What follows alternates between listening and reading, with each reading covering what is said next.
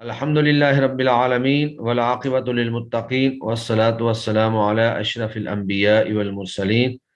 وعلی آلہ واصحابہ اجمعین، اما بعد۔ ہمارا یہ پیریڈ جو ہے، لیکچر جو ہے، یہ اصول تفسیر کے حوالے سے ہے۔ تو پچھلے لیکچر کے اندر میں نے آپ کو اصول تفسیر کا کچھ تعارف جو ہے وہ کروایا تھا۔ آج ہم انشاءاللہ باقاعدہ طور پر اس کو سٹیپ بائی سٹیپ جو ہے پڑھنا شروع کرتے ہیں۔ اصول تفسیر یہ دو کلمات پر مشتمل ہے، ایک ہے اصل اور ایک ہے تفسیر۔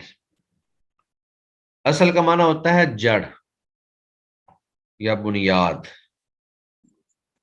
جیسے اللہ تعالیٰ قرآن مجید میں فرماتے ہیں الم تر کیف ضرب اللہ مثلا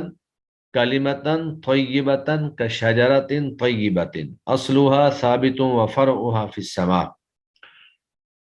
کہ کیا آپ نے دیکھا نہیں کہ اللہ نے کیسے مثال بیان کی ہے اچھے کلمے کی؟ وہ ایک پاکیزہ درخت ہے جس کی جڑیں جو ہیں وہ مضبوط ہیں اور اس کی شاخیں جو ہیں وہ آسمان تک پھیلی ہوئی ہیں۔ تو یہ اللہ تعالیٰ نے اچھے کام کی مثال جو ہے وہ کھجور کے درخت سے دی ہے، جو ایک مضبوط ترین درخت ہوتا ہے، جس کی جڑیں بھی مضبوط ہوتی ہیں اور وہ بلندی تک جو ہے اوپر تک پہنچا ہوا ہوتا ہے۔ اصل سے مراد وہ قواعد یا وہ ضوابط ہوں گے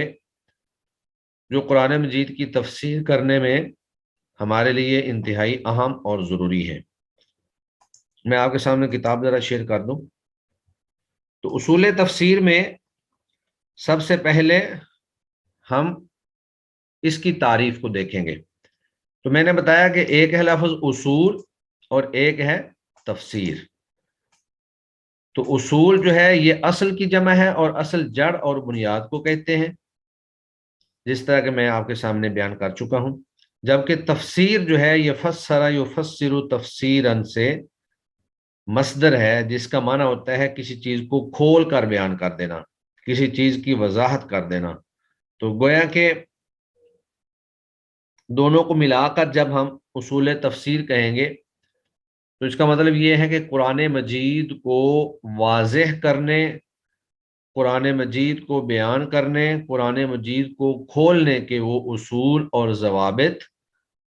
جو اسلاف نے، محدثین نے اور مفسرین نے مقرر کیے ہیں، بیان کیے ہیں،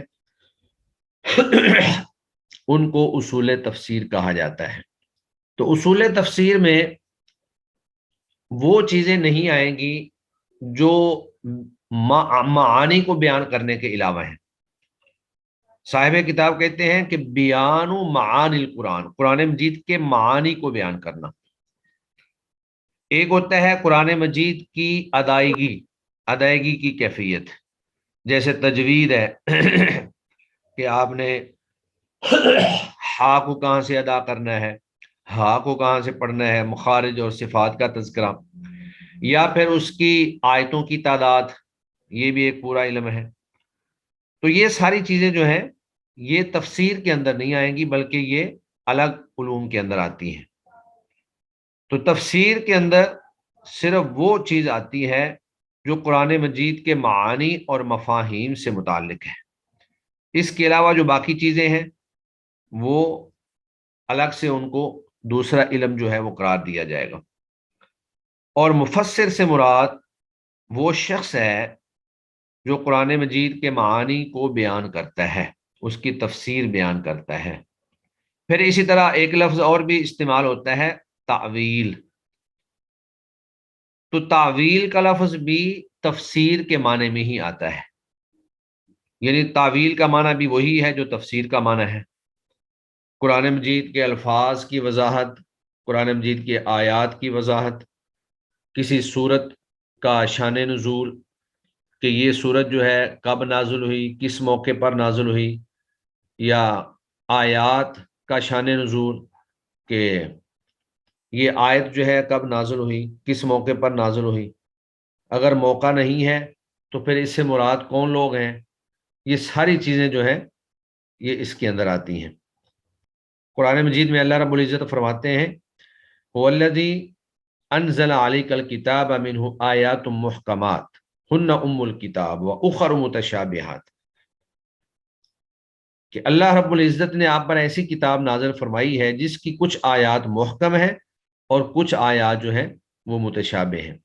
محکم آیات سے مراد وہ آیات ہیں جو بالکل اپنے معانی اور مفاہیم کے اندر واضح اور دو ٹوک ہیں، جیسے اللہ فرماتے ہیں وَأَقِیمُوا الصَّلَاةَ، نماز قائم کرو، تو اب اس کے اندر واضح طور پر حکم ہے کہ آپ نے نماز قائم کرنی ہے۔ وَآتُوا الزَّکَاۃَ، زکوٰۃ ادا کرو، وَارْکَعُوا مَعَ الرَّاکِعِینَ، رکوع کرنے والوں کے ساتھ رکوع کرو۔ تو یہ محکم آیات ہیں۔ اسی طرح زکوٰۃ کا حکم، اسی طرح حج کا حکم، اسی طرح صدقہ و خیرات کا حکم، والدین کے ساتھ حسن سلوک کا حکم، اللہ کی توحید کا بیان، رسول اللہ صلی اللہ علیہ وسلم کی رسالت کا بیان۔ تو یہ وہ احکامات ہیں جو بالکل محکم ہیں، واضح ہیں، ان کے اندر کسی قسم کا کوئی شک و شبہ نہیں ہے۔ جبکہ بعض آیات ایسی ہیں جن کے اندر تشابہ پایا جاتا ہے، التباس پایا جاتا ہے، اور ان میں یہ علم نہیں ہوتا کہ اس سے مراد کیا ہے۔ ایک معنی بھی مراد لیا جا سکتا ہے اور دوسرا معنی بھی مراد لیا جا سکتا ہے،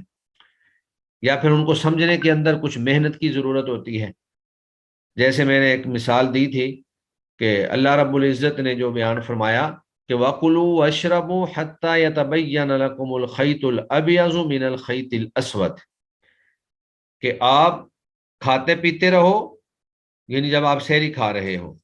یہاں تک کہ سفید دھاگا جو ہے وہ سیاہ دھاگے سے جدا ہو جائے۔ اب ایک صحابی تھے، انہوں نے ایسے ہی کیا کہ دو دھاگے لے کر رکھ لیے اپنے پاس،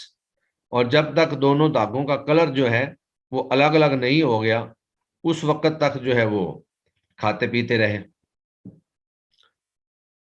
تو اللہ کے نبی صلی اللہ علیہ وسلم سے آ کر پوچھا کہ یا رسول اللہ میں نے تو ایسے کیا ہے، تو آپ صلی اللہ علیہ وآلہ وسلم نے فرمایا کہ یہاں داغوں سے مراد جو ہے داغے نہیں ہیں، بلکہ یہاں سے مراد صبح کی روشنی اور رات کا اندھیرا ہے۔ تو کالے داغے سے مراد رات کا اندھیرا ہے، اور سفید داغے سے مراد صبح کی روشنی ہے، کہ جب صبح کی روشنی افق کے اندر پھیل جائے اور معلوم ہو جائے کہ صبح ہو گئی ہے، صبح صادق ہو گئی ہے، تو اس وقت آپ نے کھانا پینا بند کر دینا ہے۔ تو ایک تو ہے اس کی لغوی تعریف اور دوسرا اس کی اصطلاحی تعریف۔ گویا کہ ہم نے ابھی تک یہ پڑھا کہ لغوی طور پر اصل بنیاد کو کہتے ہیں اور تفسیر وضاحت کو کہتے ہیں، اور اصطلاحی طور پر قرآن مجید کے مفاہیم اور قرآن مجید کی وضاحت کرنے والے اصول جو ہیں ان کو اصول تفسیر کہا جائے گا۔ اب آگے یہ ہے کہ اصول تفسیر جو ہیں ان کی تاریخ کیا ہے، یہ کب سے مدون ہوئے، اللہ کے نبی کے دور میں یا بعد میں؟ تو ان کی تدوین کے 3 مراحل ہیں۔ اصول تفسیر کی تدوین کے 3 مراحل ہیں۔ پہلا مرحلہ ہے آثار نبوی و صحابہ، یعنی اللہ کے نبی صلی اللہ علیہ وآلہ وسلم کی احادیث مبارکہ اور صحابہ کرام رضوان اللہ علیہم اجمعین کے اقوال جو ہیں ان کے اندر تفسیر کے اصول یا ان کی جو بنیادیں موجود ہیں وہ ان کا پہلا مرحلہ ہے۔ اور اس میں بھی پھر یا تو نص ہوگی، نص کا مطلب ہے کہ بالکل واضح طور پر کوئی چیز بیان کی گئی ہوگی، یا پھر اس میں کچھ اشارہ ہوگا، یا پھر اس سے محنت کر کے کوئی نقطہ استنباط کیا جائے گا۔ یہ 3 اس کے سٹیپ ہیں اللہ کے نبی کی احادیث میں اور صحابہ کرام رضوان اللہ علیہم اجمعین کے اقوال میں۔ تو سب سے پہلا مرحلہ ہم دیکھتے ہیں جس میں باقاعدہ نص جو ہے وہ وارد ہے۔ امام بخاری رحمہ اللہ نے اپنی صحیح کے اندر سیدنا عبداللہ بن مسعود رضی اللہ تعالی عنہ سے روایت نقل کی ہے، فرماتے ہیں کہ ایک آدمی جو ہے ان رجلا اصاب من امرأة قبلة فأتى رسول اللہ صلی اللہ علیہ وسلم فذكر ذلك له، کہ ایک شخص جو ہے اس نے ایک عورت کا بوسہ لے لیا اور پھر اللہ کے نبی کے پاس آیا اور اس بات کا تذکرہ کیا کہ یا رسول اللہ میں نے یہ غلطی کی ہے، تو اللہ کے نبی صلی اللہ علیہ وآلہ وسلم نے اس سے کہا کہ، بلکہ وہ حدیث تفصیلی ہے، جو حدیث کے اندر تذکرہ موجود ہے، اس کو کہا کہ آپ یہاں پہ ٹھہر جاؤ۔ وہ کچھ دیر ٹھہرا رہا، اس نے چند ایک نمازیں جو ہیں وہ آپ صلی اللہ علیہ وسلم کے ساتھ پڑھی، تو پھر اللہ کے نبی نے پوچھا کہ سائل کہاں ہے؟ تو وہ آیا، تو اللہ کے نبی نے کہا کہ یہ جو تو نے نمازیں پڑھی ہیں، ان کے ذریعے یہ جو صغیرہ گناہ تھا وہ اللہ تعالیٰ نے معاف کر دیا ہے۔ اور پھر قرآن مجید کی یہ آیت، اس موقع پر یہ آیت نازل ہوئی، وَأَقِمِ الصَّلَاةَ طَرَفَيِ النَّهَارِ وَزُلَفًا مِّنَ اللَّيْلِ، کہ نماز قائم کرو دن کے شروع میں اور رات کی گھڑیوں میں، ان الحسنات یذہبن السیئات، بے شک نیکیاں جو ہیں وہ برائیوں کو ختم کر دیتی ہیں، ذالک ذکریٰ للذاکرین،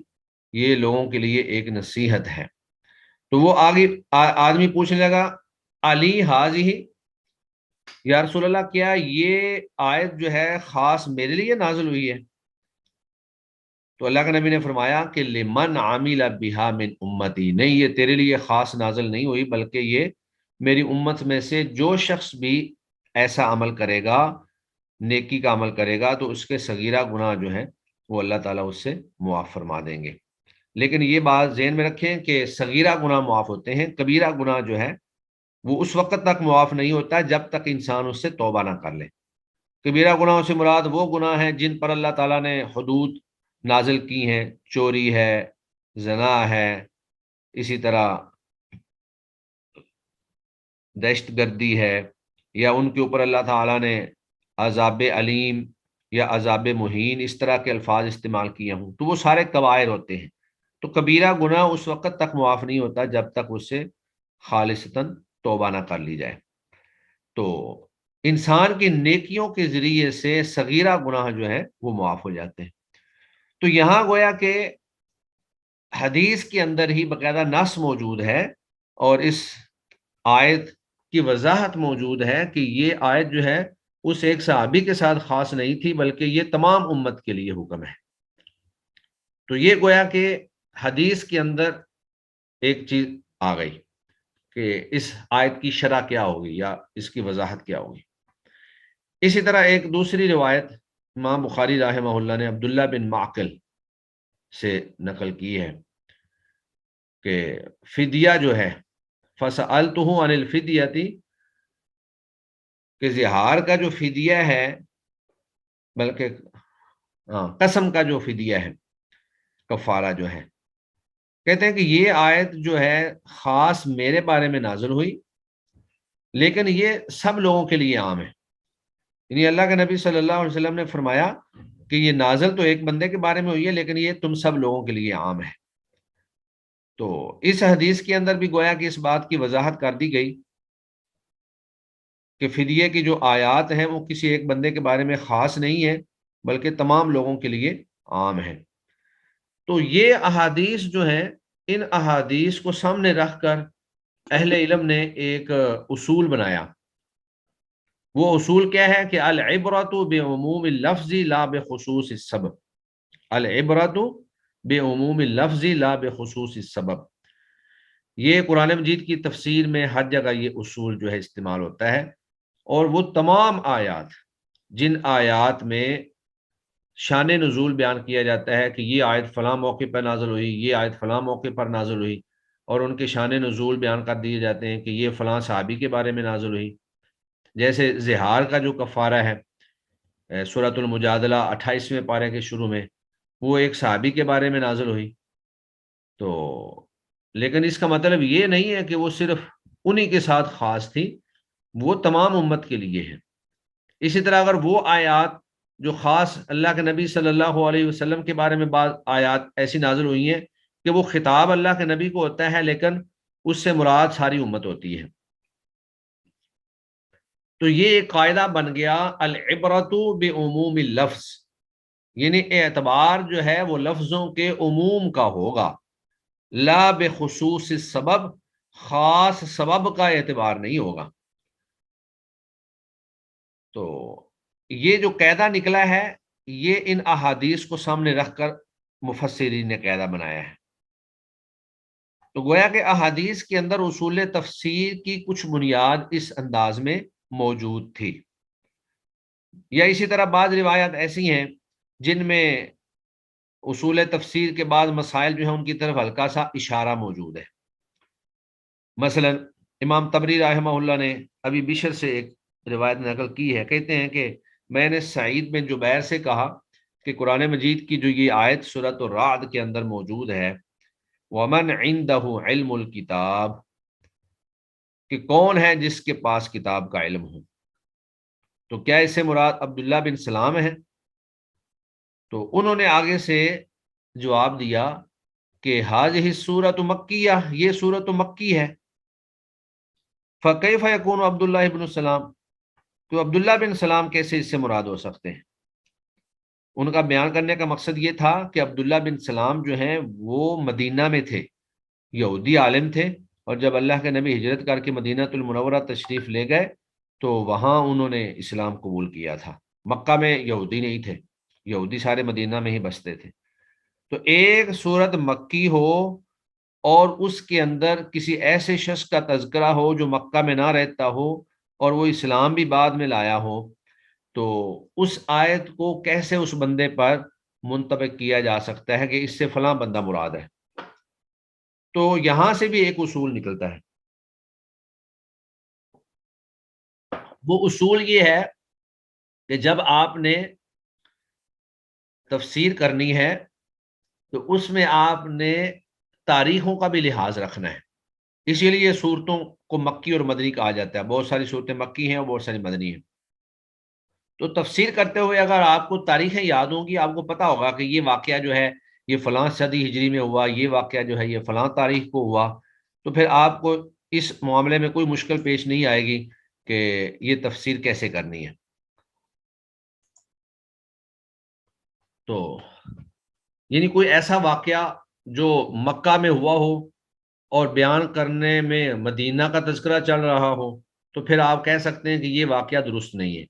یا ایک واقعہ جو ہے وہ مدینہ میں ہوا ہو اور اس کو مکی زندگی میں بیان کر دیا جائے، تو آپ کہہ سکتے ہیں کہ یہ معاملہ درست نہیں ہے۔ تو گویا کہ ہمارے سامنے دو اصول آ گئے۔ ایک اصول تو یہ آیا العبرۃ بعموم اللفظ، کہ آپ نے کوئی بھی لفظ کسی کے ساتھ خاص نہیں ہوتا ہے بلکہ لفظوں کا عموم مراد لیا جاتا ہے۔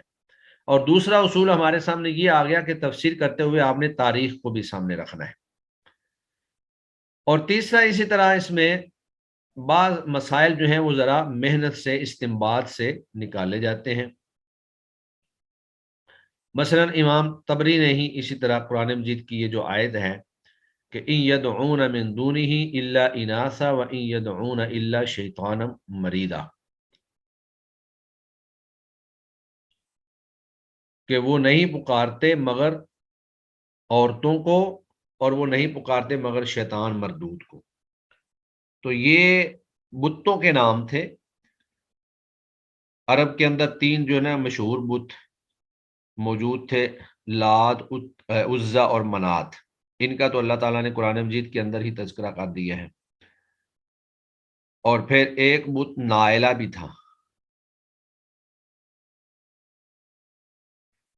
تو یہ بت جو ہے، جب تک آپ یہ قرآن مجید میں اللہ نے الفاظ یہ جو اناسا کا لفظ استعمال کیا ہے،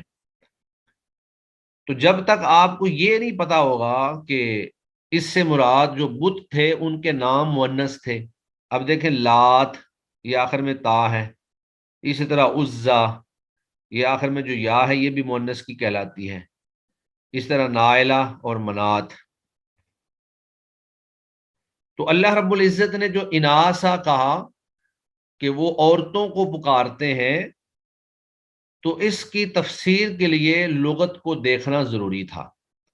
اس کی تفسیر کے لیے لغت کو دیکھنا ضروری تھا۔ تو جب ہم نے لغت کو دیکھا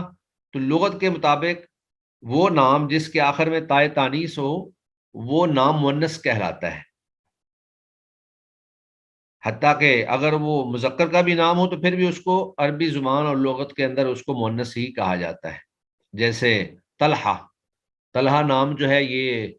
عموماً مردوں کا نام ہی ہوتا ہے، عورتوں کا نہیں ہوتا ہے، لیکن اس کو عربی زبان میں طلحہ کو مؤنث کہا جاتا ہے کیونکہ اس کے آخر میں تائے تانیث موجود ہے، حتیٰ کہ سیدنا طلحہ رضی اللہ تعالی عنہ تو لغت کے اعتبار سے اس کے ساتھ وہی سلوک کیا جاتا ہے جو ایک مؤنث نام کے ساتھ کیا جاتا ہے۔ تو یہ ایک نقطہ جو ہے مستنبط کیا گیا، یہ اس کی وضاحت موجود نہیں تھی۔ تو اس وقت گویا کہ ہمارے سامنے تین چیزیں آ گئیں، ایک تو نص کے اندر تذکرہ موجود تھا کہ حدیث کے اندر ہی تذکرہ موجود تھا کہ یہ حکم آپ کے ساتھ خاص نہیں ہے بلکہ ساری امت کے لیے ہے، تو اس سے قاعدہ نکلا العبرۃ بعموم اللفظ لا بخصوص السبب۔ اور دوسری جو حدیث تھی جس میں ومن عنده علم الکتاب، عبداللہ بن سلام اس سے مراد ہیں یا کوئی اور مراد ہے، تو اس میں حدیث کے اندر تذکرہ یہ تھا کہ چونکہ عبداللہ بن سلام یہودی ہیں اور وہ مدینہ میں مسلمان ہوئے تھے، جبکہ یہ سورت جو ہے سورہ رعد مکی ہے اور یہ مکہ میں نازل ہوئی، تو اس سے عبداللہ بن سلام مراد نہیں ہو سکتے۔ تو یہ بھی گویا کہ ایک اصول ہمارے سامنے آ گیا کہ آپ نے تاریخ کا جو ہے وہ بھی دھیان رکھنا ہے، تاریخ بھی سامنے رکھنی ہے تفسیر کرتے ہوئے۔ اور تیسرا اصول ہمارے سامنے یہ آیا کہ آپ نے لغت کو سامنے رکھنا ہے۔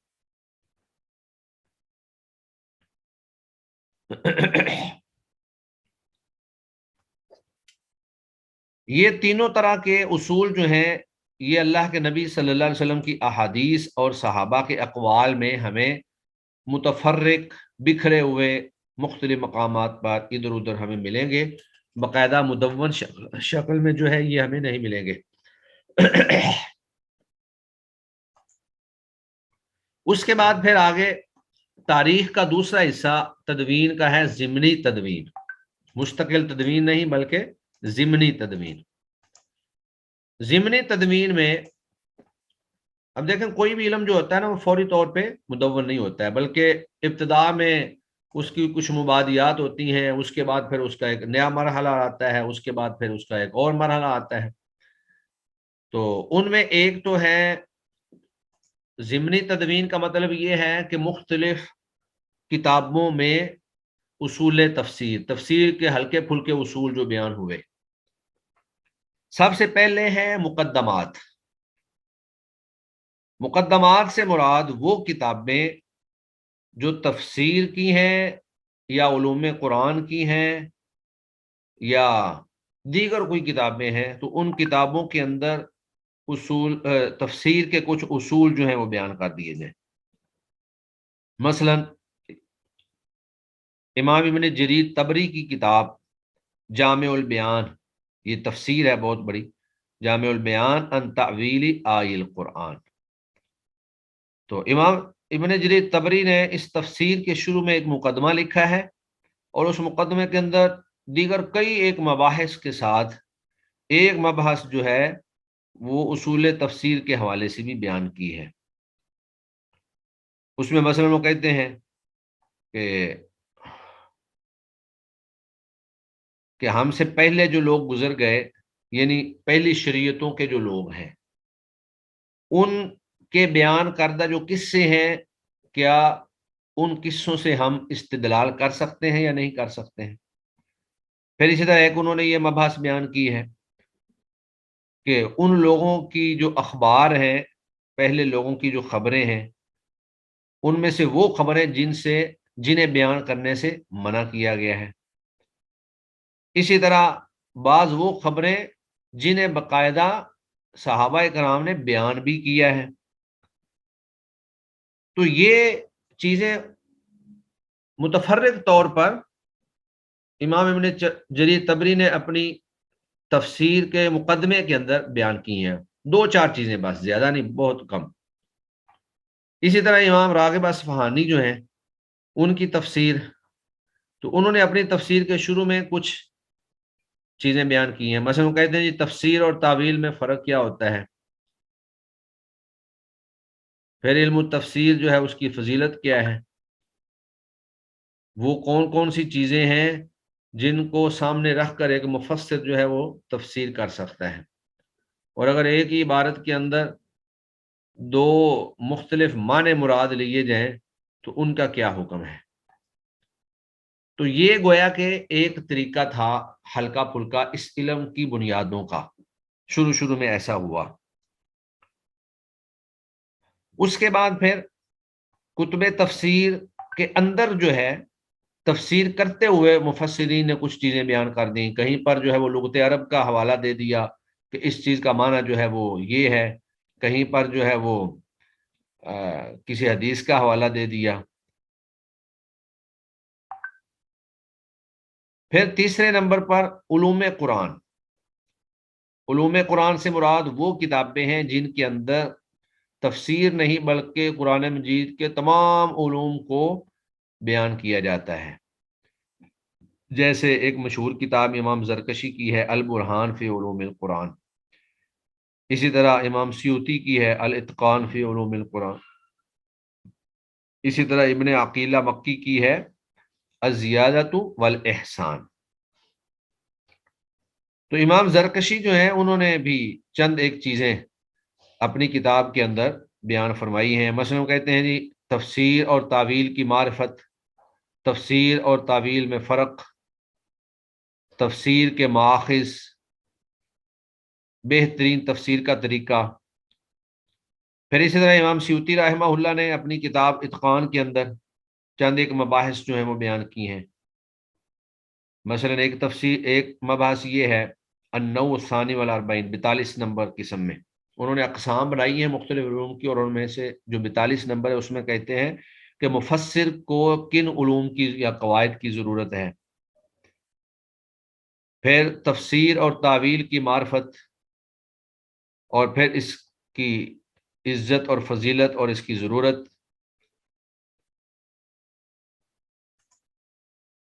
مفسرین کے طبقات۔ تو اسی انداز میں انہوں نے چند ایک چیزیں بیان کی۔ پھر اس کے بعد اصول فقہ کی جو کتابیں ہیں ان کے اندر بھی بکھرا ہوا مواد ادھر ادھر موجود تھا۔ اصول فقہ کی کتابوں میں فقہا نے جیسے امام شاطبی رحمہ اللہ ہیں، ان کی کتاب ہے الموافقات، تو اس کے اندر انہوں نے تفسیر کے کچھ نہ کچھ مسائل جو ہیں وہ بیان کیے ہیں۔ تو یہ تھا اس کا ضمنی تدوین کا مرحلہ، ضمنی تدوین کا مرحلہ۔ تو اس کو بھی آپ تدوین نہیں کہہ سکتے، بلکہ اس کو آپ کہہ سکتے ہیں کہ انہوں نے اپنی ضرورت کے تحت چند چند چیزیں جو ہیں وہ بیان کر دی۔ واضح بات ہے ایک مفسر جب تفسیر لکھے گا تو وہ پڑھنے والوں کو یہ بتائے گا کہ اس کے اندر میں نے تفسیر جو ہے وہ ان بنیادوں کو سامنے رکھ کر کی ہے، یا علوم قرآن کا جب تذکرہ ہوگا تو اس کے اندر بھی ایک پورشن جو ہے وہ علم تفسیر کا اور تفسیر کے اصول کے حوالے سے ہوگا۔ فقہ کے جو اصول ہیں، تو فقہ جو ہے بنیادی طور پر فقہ سمجھ اور فہم کو کہتے ہیں، تو قرآن کے فہم کے حوالے سے جب بات ہوگی تو اس کے اندر بھی کچھ نہ کچھ اصول جو ہے وہ بیان کر دیے جائیں گے۔ اور تیسرا اور اہم مرحلہ جو ہے وہ ہے مستقل تدوین۔ تو اصول تفسیر جو ہے یہ ایسا علم ہے کہ جس پر بہت زیادہ کام نہیں ہوا ہے، چند ایک کتاب میں اسلاف کی موجود ہیں لیکن بہت زیادہ کام نہیں ہوا، اور آج بھی اس پر عصر حاضر کے لوگوں نے تو مطلب کتابیں لکھ دی ہیں، لیکن پرانی کتابوں میں آپ کو شیخ الاسلام امام ابن تیمیہ رحمہ اللہ کی کتاب اصول مقدمہ اصول تفسیر، یا الفوز الکبیر فی اصول التفسیر جو ہے شاہ محدث دہلوی، شاہ ولی اللہ محدث دہلوی کی کتاب، یہ دو جو کتابیں ہیں مرکز اور مصدر کے طور پر ہمیں نظر آتی ہیں۔ اس کے علاوہ پرانی کتابوں میں کوئی ایسی کتاب ہمیں نہیں ملتی جن کو آپ کہہ سکیں کہ وہ ہمارے لیے بنیاد ہے، یعنی اس پہ کام جو ہے وہ بہت کم ہوا ہے۔ تو سب سے پہلے جو ہے وہ مقدمہ فی اصول تفسیر امام ابن تیمیہ کا ہے، جو میں نے آپ کو اردو میں بھیجا تھا، لیکن وہ مقدمہ میں خود اس کو دیکھ رہا تھا، اس کی جو مباحث ہیں طویل بہت زیادہ ہیں، لیکن اس کے اندر سے نقطہ کوئی بھی نہیں نکلتا ہے، ان کے اندر جو ہے زیادہ وضاحت نہیں ہے۔ تو پھر میں نے سوچا کہ میں کوئی اور کتاب جو ہے وہ آپ کے لیے منتخب کرتا ہوں، تو یہ کتاب جو ہے ڈاکٹر مساعد الطیار کی کتاب ہے، اور یہ بہت شاندار، اس موضوع پر یہ بہت زبردست کتاب ہے۔ تو مقدمہ اصول تفسیر جو ہے یہ اگرچہ عربی میں ہے، کچھ آپ کو مشکل محسوس ہوگی، یہ آپ نہیں پڑھ سکیں گے، لیکن چونکہ میں واضح کر رہا ہوں تو اصل ہمارا لیکچر ہی ہوگا، اس کو ہی اہمیت دی جائے گی۔ اس دفعہ میں نے کوشش کی ہے کہ یہ تھوڑی سی چیزیں جو ہے نا ترتیب لگا کر آپ کے سامنے رکھوں، لیکن ان کے دلائل وغیرہ میں تیار نہیں کر سکا۔ یہ فائل میں آپ کو دے دوں گا، باقی آپ اسی سے اس کی ترتیب جو ہے وہ ذہن میں رکھ سکتے ہیں۔ تو بہرحال مستقل تدوین میں جو سب سے پہلی کتاب آئی وہ مقدمہ اصول تفسیر، یعنی امام ابن تیمیہ رحمہ اللہ، اور وہ بھی اس لیے لکھا کہ ان سے نا کچھ لوگوں نے سوال کیا باقاعدہ کہ آپ ہمیں کچھ قواعد اور اصول ایسے بتا دیں جن کو بنیاد بنا کر جو ہے ہم لوگ جو ہیں وہ تفسیر کر سکیں اور غلطی سے بچ سکیں۔ تو ایک عرصہ تک تو امام ابن تیمیہ رحمہ اللہ جو ہے وہ خاموش رہے، لیکن جب ان کا اصرار بڑھ گیا تو پھر انہوں نے چند اصول جو ہیں وہ لکھ کر ان کو دیے کہ آپ ان اصولوں کو سامنے رکھ کر جو ہے آپ نے تفسیر کرنی ہے۔ اس میں انہوں نے مثلا قرآن مجید کے الفاظ کا بیان، یہ ایک موضوع ہے، پھر معانی کا بیان، پھر صحابہ نے اس کے کیا معنی بیان کیے، صحابہ اور تابعین اور تبع تابعین کا جو اختلاف ہے وہ بیان کیا ہوا ہے۔ پھر یہ ہے کہ آپ نے منقولات سے یعنی احادیث مبارکہ سے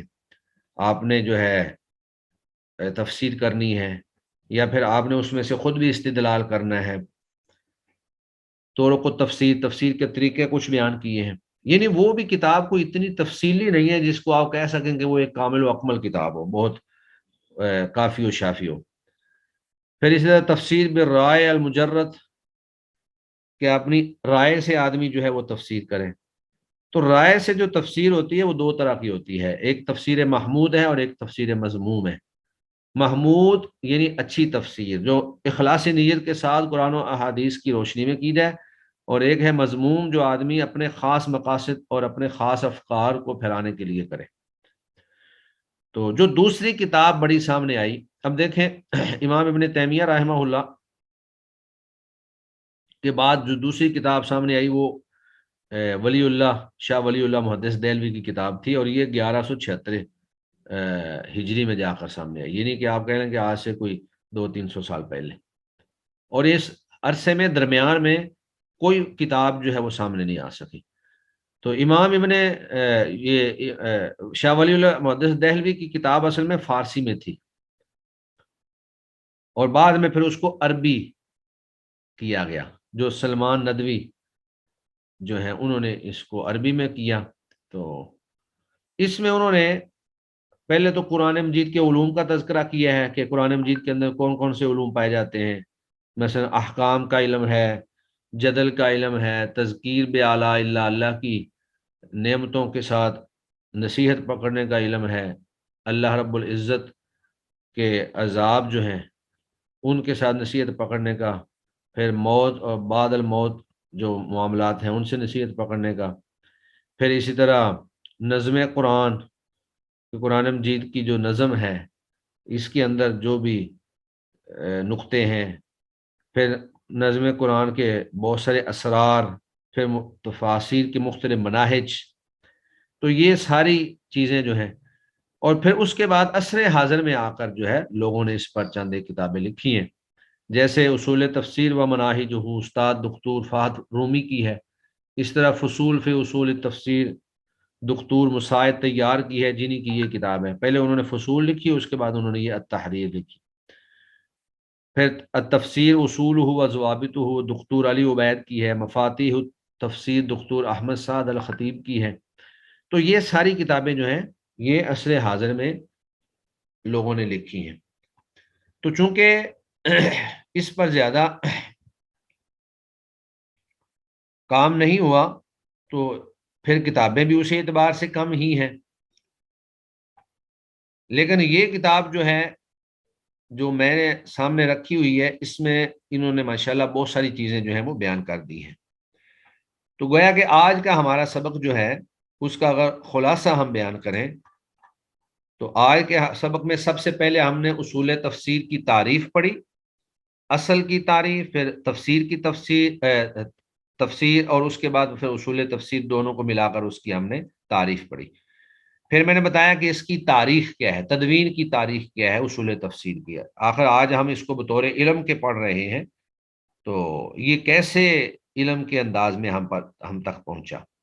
تو اس کے پھر تین مراحل ہیں، تین بڑے مراحل ہیں۔ ایک تو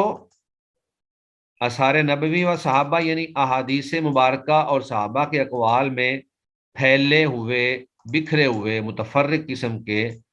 اصول، ان کو اصول نہیں کہیں گے، اصولوں کی بنیادیں۔ دوسرے نمبر پر ضمنی طور پر اہل علم نے اپنی کتابوں میں ان کو کچھ بیان کیا، یعنی کہ بطور علم تفسیر کے کوئی کتاب نہیں لکھی بلکہ اپنی کتابوں میں کچھ نہ کچھ چیزیں بیان کی۔ اور چوتھے نمبر پر جو باقاعدہ تدوین ہوئی، تو تدوین میں سب سے پہلے امام ابن تیمیہ رحمہ اللہ کا رسالہ ہمارے سامنے آیا، لیکن وہ بھی میں آپ کو بتاؤں کہ اس کو اگر مستقل تدوین کہا جائے تو شاید وہ بھی ٹھیک نہیں ہوگا، کیونکہ اس میں بھی متفرق سی چیزیں موجود ہیں، باقاعدہ طور پر وہ مدون نہیں ہے۔ پھر اس کے بعد شاہ ولی اللہ محدث دہلوی کی کتاب آئی الفوز الکبیر،